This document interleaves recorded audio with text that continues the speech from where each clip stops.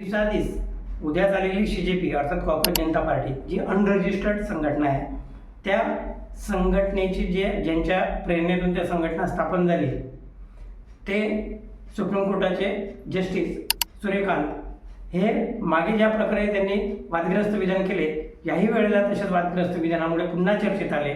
नेमके देशाचे सर्वोच्च न्यायालय आणि सर्वोच्च पदी असणाऱ्या व्यक्तीकडून असे विधान येणे हे कुठेतरी त्या पदाशी, त्या पदाच्या गरिमेशी खेळ तर मांडला गेला नाही ना, त्याला योग्य न्याय तर मिळत नाही ना, हा प्रश्न निर्माण झालेला आहे. नेमके प्रकरण काय आहे सविस्तर या पॉडकास्टमध्ये जाणून घेऊयात. मी ॲडव्होकेट नागसेन धाडसे आणि आपण पाहताय मुद्द्याचे बोल. मित्रांनो, काही महिन्याआधीच सुप्रीम कोर्टाचे जस्टिस सूर्यकांत यांनी या देशातील बेरोजगारांच्या प्रश्नावर जेव्हा विद्यार्थ्यांनी प्रश्न निर्माण केले किंवा ज्या वेळेला त्या प्रश्नाला आवाज देण्याचा प्रयत्न केला, तेव्हा या देशाच्या सर्वोच्च न्यायालयाचे सरन्यायाधीश सूर्यकांत यांनी या बेरोजगार तरुणांना कॉकरोच म्हणून संबोधले होते. आणि त्याचीच फलनिष्पत्ती आज बहुना मोदी सरकार अडचणीमध्ये सापडलेलं आहे. कारण ज्यांना कॉकरोच म्हणून हिणवलं जात होतं, किंबहुना ज्याला मोदी सरकार हे दुर्लक्षित करत होतं, अशा जेन झीने या आंदोलनाला, या मागणीला वेगळं वळण दिलं आणि आपल्या जेनझी स्टाईलने याला सामोरे गेले. आता या सगळ्या प्रकरणाला सामोरे जात असताना कुठेतरी केंद्र सरकारचा होमवर्क कमी झाला, होम मिनिस्ट्रीचा होमवर्क कमी पडला, किंबहुना या जेनझींना जे ऐन 18-20च्या 25च्या वयातले हे जे तरुण आहे, यांना सरकारने गांभीर्याने घेतले नाही. 2 दिवस 3 दिवस चालेल अशा अनुषंगाने या मोर्चाच्या पलीकडे त्यांनी लक्ष दिलं नाही आणि त्यांच्या मागण्याला किंवा त्यांच्या ज्या समस्या त्यांना सरकारने कुठलेही खतपाणी घातले नव्हते.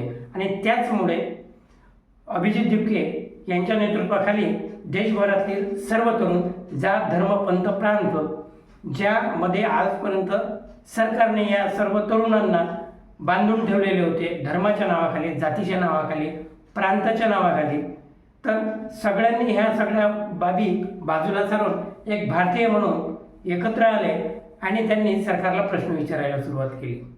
प्रश्न काय, तर सरकारच्या दुर्लक्षितपणामुळे किंबहुना सरकारच्या चुकीच्या धोरणामुळे ज्या प्रकारे परीक्षा पद्धती होत आहेत आणि त्या परीक्षा पद्धतीमध्ये घोटाळे निर्माण होत आहेत, पेपर फुटत आहेत, त्या प्रकरणाला त्या अनुषंगाने योग्य न्याय मिळाला पाहिजे, तो न्याय सरकार देत नव्हती किंबहुना त्याच्यावर व्यवस्थित लक्ष घालत नव्हती. त्याच अनुषंगाने दोषीवर कारवाई व्हावी आणि ज्या 22 विद्यार्थ्यांनी आत्महत्या केली या परीक्षा पद्धतीच्या चुकीच्या धोरणामुळे, पेपर फुटीमुळे, तर त्या शिक्षण मंत्र्यांना धर्मेंद्र प्रधान यांनी राजीनामा द्यावा अशी मागणी या विद्यार्थ्यांनी केलेली होती. सरकार त्यांची कुठली मागणी आतापर्यंत तयार नव्हतं. आजही सरकार वेगवेगळ्या पद्धतीनं हे आंदोलन दाबण्याचा प्रयत्न करत आहे किंवा दडपण्याचा प्रयत्न करत आहे, तरीही ही जयंती तटस्थ आहे. 20 जुलै 2026ला सरकारने दिल्ली पोलिसांकरवी काही गुंड मिळून या विद्यार्थ्यांना अमानुषपणे मारहाण केली. त्याच्यामध्ये काही मुली होत्या, त्या मुलींना पोलिसांकरवी गैरवर्तन केलं आणि गैरवर्तनातून त्यांना मारहाणही केली. बऱ्याच मुलांना ज्या लाकडी दांडक्याने मारल्या गेल्या तर त्याला खिळे होते. त्याबरोबरच या आंदोलनाला दडपण्यासाठी सरकारने खूप खालच्या स्तराचं राजकारण केलं किंवा प्रयत्न केले. ते म्हणजे जे बॅरिकेड्स लावण्यात आले होते, तर त्या बॅरिकेड्समध्येही करंट सोडण्यात आलेला होता, अशा प्रकारचाही आरोप समोर आलेला होता. त्याबरोबरच हे आंदोलनामधील तरुणांना बदनाम करण्यासाठी या व्यवस्थेकडून दगड भरलेले ट्रक उभा करण्यात आला आणि त्या दगडाच्या माध्यमातून दगडमार करायचे, फुटलेले वाहनं तिथं आधीच प्लॅन करून ठेवलेले होते आणि आंदोलनाला अशा प्रकारे तोडण्याचा प्रयत्न सरकारने केला. परंतु विद्यार्थ्यांच्या भावना किंवा त्यांची मागणी जाणून घेण्याचा प्रयत्न सरकारने केलेला नाही. इव्हन ज्या मागणीसाठी सोहम वांगचुक जे संपूर्ण जगामध्ये प्रसिद्ध आहेत, त्यांनीही या मागणीसाठी जवळपास 25 दिवसापर्यंत उपोषणाला बसले. कालच्या 26व्या दिवशी कुठेतरी सरकारला जाग आली. 20 तारखेच्या आंदोलनानंतरही जेव्हा विद्यार्थ्यांच्या हौसला तुटला नाही, त्यांची हिंमत तुटली नाही. मुलांनी मार खाल्ला परंतु संयम गमावला नाही, क्रियेला प्रतिक्रिया दिली नाही. जी प्रतिक्रिया दिली ती शांततेच्या मार्गाने दिली, मानवतेच्या दृष्टिकोनातून दिली.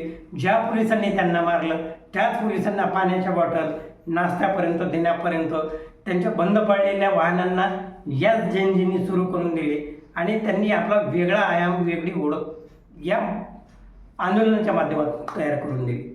हा विषय झालेला होता आंदोलनाचा. आता येऊ मुख्य विषयाकडे, जे आपले CJ आहेत सूर्यकांत यांनी.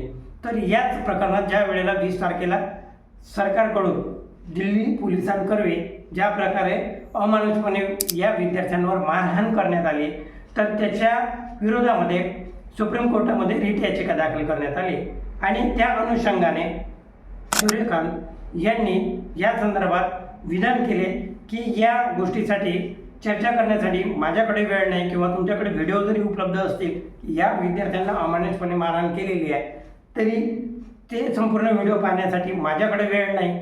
कोर्टाचा वेळ तुम्ही खर्च घालू नका आणि तुमचाही वेळ खर्च घालू नका. अशा पद्धतीने उद्धमपणाचे विधान देशाच्या सर्वोच्च न्यायालयाच्या सर्वोच्च पदावर बसणाऱ्या व्यक्तीकडून होणे हे न पटणारे आहे. मुळात सर्वोच्च न्यायालयाची स्थापना ही 26 जानेवारी 1950ला झाली आणि याचे उद्घाटन 28 जानेवारी 1950ला झाले. कलम 124(1) अंतर्गत सुप्रीम कोर्टाचं व्याप्ती वाढलेली आहे. मग या सर्वोच्च न्यायालयाची स्थापना कशासाठी झाली आणि सर्वोच्च न्यायालयाच्या न्यायाधीशाचं काय काम आहे हे आपण जाणून घेऊयात. सर्वोच्च न्यायालयाचं जे महत्त्वाचं काम आहे ते म्हणजे संविधानाचे रक्षण करणे व त्या संविधानाच्या अनुषंगाने तयार होणारे जे कायदे आहेत त्यांना अर्थ लावणे. दुसरं महत्त्वाचं काम म्हणजे मूलभूत हक्कांची हमी.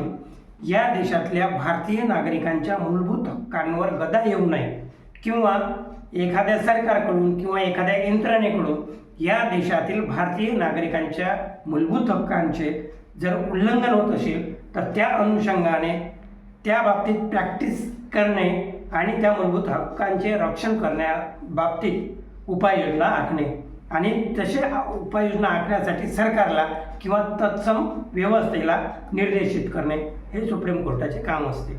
त्याबरोबर सुप्रीम कोर्ट म्हणजे अंतिम अपील न्यायालय म्हणूनही त्याच्याकडे पाहिल्या जाते. हायकोर्टामधील खटल्यांना जे आहे त्या खटल्यांना अपील करण्यासाठी सर्वोच्च न्यायालयामध्ये जावं लागते आणि हे अंतिम अपील न्यायालय म्हणून देखील सर्वोच्च न्यायालयाला पाहिला जातो. आता सर्वोच्च न्यायालयाचे जे न्यायाधीशांना आहेत हे मूलभूत अधिकार आणि जे आपण 4 गोष्टी सांगितल्या आहेत, 4 मुद्दे सांगितलेले आहेत, या मुद्द्यांवरती काम करणे बंधनकारक असते. परंतु आपल्या देशाचे सर्वोच्च न्यायालयाचे सरन्यायाधीश सूर्यकांत हे जर या देशातील विद्यार्थ्यांच्या मूलभूत हक्कांवर गदा आणणाऱ्या व्यवस्थेलाच पाठीशी घालून जर या विद्यार्थ्यांना आधीप्रमाणेच कॉप्रेस समजत असतील तर हे कुठंतरी आत्मपरीक्षण करण्याची, न्यायालयाने आत्मपरीक्षण करण्याची, न्यायव्यवस्थेने आत्मपरीक्षण करण्याची आणि त्या न्यायव्यवस्थेचा सहभाग असणाऱ्या वकिलांनी आत्मपरीक्षण करण्याची वेळ आहे. मुद्दा हा आहे की अशा गैरवर्तनाच्या बाबतीत जो सर्वोच्च न्यायालयाचा सरन्यायाधीश जरी असला तरी त्याला एक गरिमा असते आणि त्यालाही एक मर्यादा असते. त्या मर्यादे राहून त्या सर्वोच्च न्यायालयाच्या अधिपत्याखाली त्या सर्वोच्च न्यायालयाच्या न्यायाधीशांना काम करायचे असते, जनतेसाठी, देशासाठी, देशाच्या कायद्यासाठी, देशाच्या संविधानासाठी. जर या बाबतीमध्ये जर सरन्यायाधीश कमी पडत असतील किंवा हेतुपुरस्सरपणे या संविधानावर घात घालण्याचा प्रयत्न करत असतील, लोकशाहीवर घात घालण्याचा प्रयत्न करत असतील तर हे कुठेतरी चुकीचं आहे. मुद्दा आहे की मग या बाबतीत काय करता येईल. तर या बाबतीत संविधानामध्ये तरतूद आहे. आपल्याला संविधानाच्या कलम 124(4) अनुसार महाभियोगासाठी गैरवर्तणूक आणि अकार्यक्षमतेच्या क्लॉजमध्ये कारणावरून संसदेच्या दोन्ही सभागृहामध्ये 2/3 या बहुमताने ठराव मांडता येऊ शकतो. प्रस्तावाची सुरुवात लोकसभेत मांडावी लागते आणि त्याला जवळपास 100 खासदारांच्या सह्या, तर राज्यसभेमध्ये 50 खासदारांच्या सह्या पाहिजे असतात. राज्यसभेमध्ये सभापती कडे हा प्रस्ताव पाठवला जातो आणि जर या प्रस्तावाला अध्यक्षांची मंजुरी मिळाली तर हा प्रस्ताव पुढे चर्चेसाठी त्रिस्तरीय समिती बसवल्या जाते आणि त्या त्रिस्तरीय समितीमध्ये एक सर्वोच्च न्यायालयाचा न्यायाधीश, कोणत्याही एका उच्च न्यायालयाचा न्यायाधीश आणि एक प्रतिष्ठित व्यक्ती किंवा नामांकित व्यक्ती अशी तिघांची त्रिस्तरीय समिती गठीत केल्या जाते आणि त्या अनुषंगाने या खटल्याच्या बाबतीत निर्णय घेतला जातो. परंतु भारताच्या इतिहासामध्ये अजून तरी अशा कुठल्याही प्रकारचा महाभियोग आलेला नाही आणि 2-3 या बहुमताने तो पारित होणे इतपत शक्यही नाही. तेव्हा या बाबतीत सर्वोच्च न्यायालयाचे सरन्यायाधीश यांनी आपल्या संविधानिक पदाचा, आपल्या संविधानिक जबाबदारीची जाणीव ठेवून तसं वागणं आणि तसं आचरण ठेवणं गरजेचं आहे असं वाटते. आपलं याबद्दल काय मत आहे नक्की कमेंट्सद्वारे कळवा. व्हिडिओ आवडल्यास लाईक शेअर करा आणि चॅनल सबस्क्राईब नक्की करा.